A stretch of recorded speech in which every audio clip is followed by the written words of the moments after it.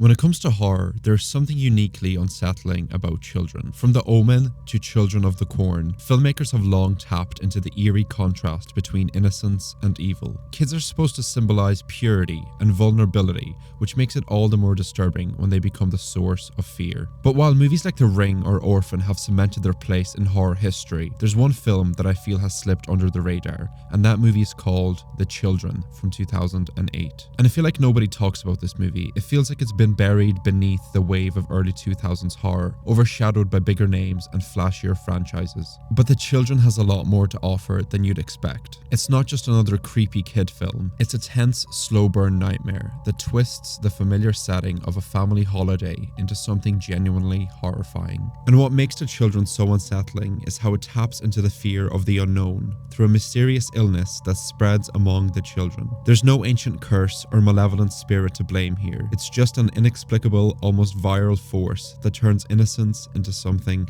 deadly. So, why have we forgotten about this movie? And more importantly, is it worth digging up from the horror archives? Let's find out.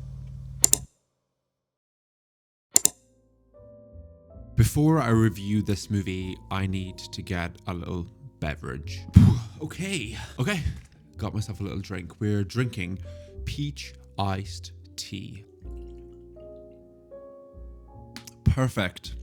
Now I am in the mood to talk about The Children from 2008. And as a sentence, that sounds very weird to say out loud.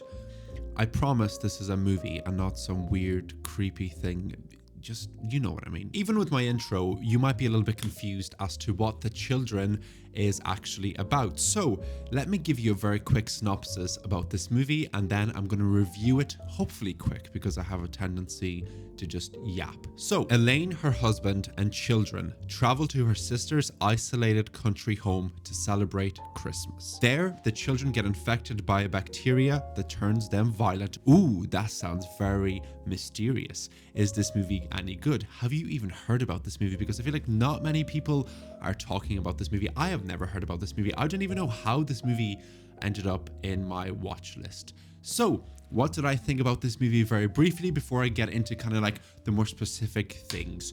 This movie was in every way fine, quite enjoyable, kind of refreshing, maybe actually a little bit higher than just fine, quite enjoyable. And I feel like a lot more people need to watch this movie because nobody's really talking about it, and I feel like they should. So the first thing I want to talk about is the atmosphere and tone, because I found this movie very original in the way it presents atmosphere and tone, because it builds tension through like a very bleak winter setting and really like isolated family dynamics, which to me felt extremely refreshing. In a lot of horror movies, the actual horror happens in the dark, and for me, I love movies set in the snow, so watching a load of kids torment a load of adults, these kids are like flipping out because they're infected by this weird bacteria thing, and they're torturing a load of grown-ups. But it's not dark outside, it's not really gloomy. I just found that extremely refreshing, and it was I'm not joking, there's like a weird noise coming from my bathroom. Great. This is my last video ever. Maybe the kids are listening and they're like hiding it. I'm not even going to finish that sentence. Basically, what I was going to say, I found it very refreshing that a lot of the horror actually happens throughout the daytime. And I love movies that are shot during winter when there's a lot of snow, because it kind of like highlights everything that's going around. What is that noise? And obviously Christmas is meant to be about family, about love. But no, this movie is about these kids who are just taking over, and they're not even taking over. And I guess that kind of brings me to the second thing I want to talk about, which is like the horror of innocence, because the film weaponizes childhood innocence, because it makes the kids both terrifying and tragic. And it's a weird one, and I feel like a lot of people who watch this are going to just feel really bad for the kids, and I think that's perfectly fine, because obviously kids are meant to be innocent. They're kids. They're not meant to be attacking a lot of adults. But for me, as a person who has watched a lot of horror movies, every single time a movie like this kind of like appears and pops up, I'm like, oh, this is extremely refreshing, and I usually have a really good time with it. And there is this level of sadness that presents itself, because you just want children to have fun. And what's even more depressing is the fact that they have no control over what's going on. But honestly, it makes for a really, really fun movie. And if we're going to be really specific about what's happening on the screen, are the kills actually great? not really. And I guess that's one thing that really annoys me. I wish this movie really pushed itself more. Like I feel like if you're already going as far to have kids that are going to be killing their own parents, right? Surely we could see a little bit more, because we have this like scene where a sleigh gets pushed down like a hill. But with the editing being so fast, it cuts so much, it just makes it look extremely unbelievable. Like I want to see this kid, right? He gets the sleigh and he's like, poof, he throws it down the hill and it's going super, super, super fast. It goes into the shins of his father, and his father falls on the ground, and the kids all come up and grab, like, I don't even know, something, and go like, is that worrying for me to say? I'm not really sure, but I think that would have been really great to see. But obviously, you can't have child actors doing this. It's just not how a movie would work. So I guess those are my desires. Is that a weird word to use? Those are my preferences in a movie like that. And I guess the horror and kind of like what we see isn't really great. It's not gory enough for me. But there are some scenes where we see somebody's legs get snapped in half, somebody falls off a load of swings. Look, the horror slowly does elevate itself, and I did enjoy that.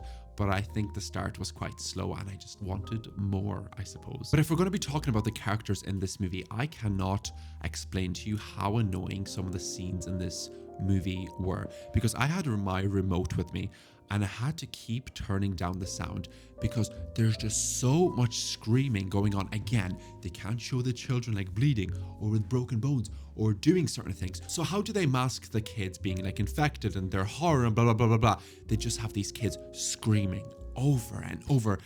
Whilst I'm fine with a little bit of screaming, obviously these kids are terrified. They're beating their own dad and then they're like, oh, what's going on? Blah, blah, blah. And then the other parents are like, hey, you're not going to hit him. And go, bah, bah. Whatever. They just scream so much and it hurts my head. And that brings me to another point. It's like these weird dynamics, the character dynamics in this movie, I just don't believe them. I do not believe the characters on the screen that you have a good relationship.